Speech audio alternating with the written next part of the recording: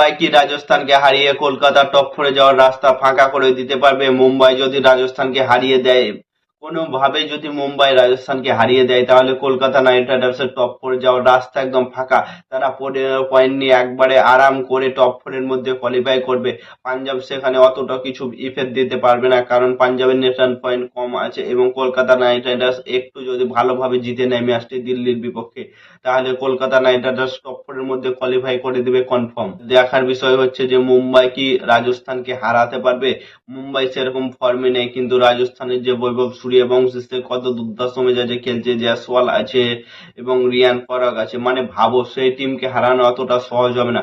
যদি মুম্বাই যে কোনো মূল্যে হোক রাজস্থানকে হারিয়ে দেয়, তাহলে কলকাতা নাইট রাইডার্স টপ ফোরের মধ্যে এন্ট্রি নেবে। আর আমার মনে হয় টপ ফোরে যদি কলকাতা নাইট রাইডার্স চলে যায়, তো 2026 আইপিএল এর চ্যাম্পিয়নও হয়ে যেতে পারে কলকাতা নাইট রাইডার্স। তো দেখা যাচ্ছে কি হতে চলেছে। সব থেকে বড় বিষয় হচ্ছে পাঞ্জাব। পাঞ্জাব যদি এলএসজির বিপক্ষে ম্যাচটি কোনো রকমে জিতে, মোটামুটি ভাবে জিতে, তাহলে অতটা প্লাস পয়েন্ট পাবে না, সেখানে কলকাতা নাইট রাইডার্সের টপ ফোরে এন্ট্রি নেওয়ার সুযোগ হয়ে যাবে।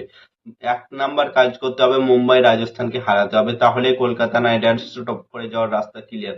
আমি বলবো হার্দিক পান্ডিয়া, তুমি যে করে হোক কলকাতা নাইট রাইডার্সের মান সম্মান বাঁচাতে তুমি রাজস্থানকে হারিয়ে দেখিয়ে দাও যে আমরাও পারি রাজস্থানকে হারিয়ে দিতে।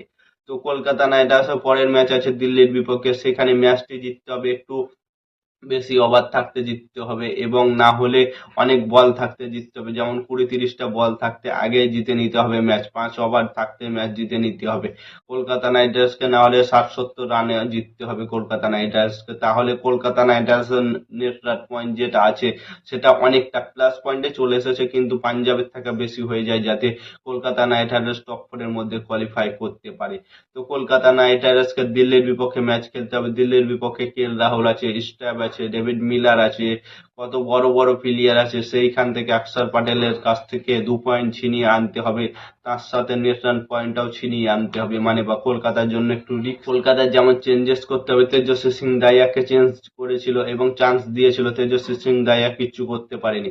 আঙ্কিশ রঘুবংশী একটু চোটে আছিল, আমার মনে হয় আশা করি দিল্লির বিপক্ষে ম্যাচে আঙ্কিশ রঘুবংশী ফিট হয়ে মাঠে নামবে। আঙ্কিশ রঘুবংশী যদি ফিট হয়ে মাঠে না নামে, তাহলে কলকাতার জন্য বড় সমস্যা হয়ে যাবে, কিন্তু কলকাতার মেন প্লেয়ার হচ্ছে আঙ্কিশ রঘুবংশী, বড় প্লেয়ার, বড় মিডিল অর্ডারের 3 নম্বরের ব্যাটসম্যান হচ্ছে আঙ্কিশ রঘুবংশী। সেখান থেকে ফিন অ্যালেনের সাথে সুনীল নারায়ণকে ওপেনার দাও, 3 নম্বরে আঙ্কিশ রঘুবংশী, 4 নম্বরে ক্যামরন গ্রিন, 5 নম্বরে মানিশ পান্ডে, 6 নম্বরে রিঙ্কু সিং, 7 নম্বরে অনুকূল রয়, 8 নম্বরে তোমরা রাখো রোহমান পাওয়াল, 9 নম্বরে সুনীল নারায়ণ, 10 নম্বরে বরুণ চক্রবর্তী, 11 নম্বরে কার্তিক তোগি এবং ইম্প্যাক্ট প্লেয়ার হিসাবে সৌরভ দুবেকে রাখতে পারো অথবা উমরান মাল্লিককে রাখতে পারো। উমরান মাল্লিককে আমার মনে হয় চান্স দেওয়া দরকার। এই টিম নিয়ে যদি কলকাতা নাইট রাইডার্স দিল্লির বিপক্ষে ম্যাচ খেলতে নামে, তো আমার মনে হয় কলকাতা নাইট রাইডার্স একদম জিতে নেবে এবং নেট রান পয়েন্টেও জিততে পারে এবং টপ ফোরে কোয়ালিফাই করার জন্য ফাঁকা হয়ে যাবে রাস্তা। তো তোমাদের মতামত কমেন্ট করে জানাও, কলকাতা নাইট রাইডার্স কি টপ ফোরের মধ্যে কোয়ালিফাই করতে পারবে?